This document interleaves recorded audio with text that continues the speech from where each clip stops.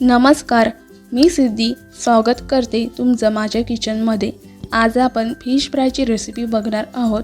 तर इथे मी सुरमई मासा वापरणार आहे। तुम्ही सुरमईऐवजी बांगडा किंवा पॉपलेट वापरला तरी देखील चालेल। कोणताही मासा वापरून तुम्ही ही रेसिपी बनवू शकता।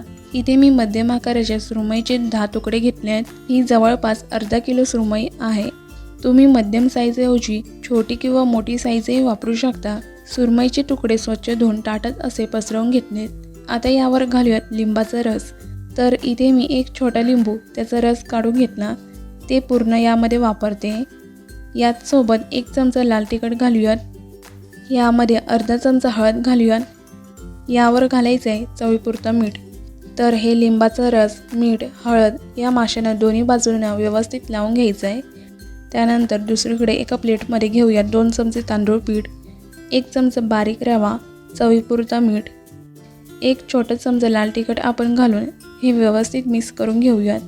आता आपण माशांना फ्राय करण्यासाठी इथे मी हा लोखंडी तवा वापरला आहे। यावर आपण 3 ते 4 टेबलस्पून तेल गरम करून घेऊयात। इथे एक टीप लक्षात ठेवा, कोणत्याही माशांचा किंवा अंड्याचा पदार्थ करायचा असेल तर तवा वेगळा ठेवावा, कारण त्याचा वास लवकर जात नाही आणि इतर पदार्थांना लागू शकतो। तर तेल मध्यम आचेवर गरम झालं। हे माशाचे तुकडे याला फ्राय करण्याआधी आपण तांदळाचं पीठ किंवा रवा जे मिक्स करून ठेवलं होतं त्यामध्ये याला या पद्धतीने कोट करूयात।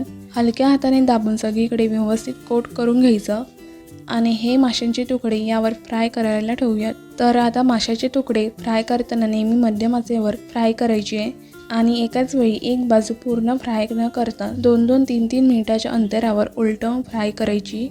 तर साधारण 3 मिनिटं झालेली आहेत। ही बाजू थोडीशी फ्राय झालेली आहे। आता आपण याला उलटवून घेऊयात। या पद्धतीचं टेक्स्चर आलं पाहिजे। अशा पद्धतीने वरची बाजू क्रिस्पी झाली की मगच आपला हा मासा खूप वेळापर्यंत कुरकुरीत राहतो। तर परफेक्ट असा फिश फ्राय तयार झाला आहे। याला गरमागरम सर्व करूयात। तुम्ही ह्याला चपाती बरोबर खा, असंच खायला देखील खूप मस्त लागतं।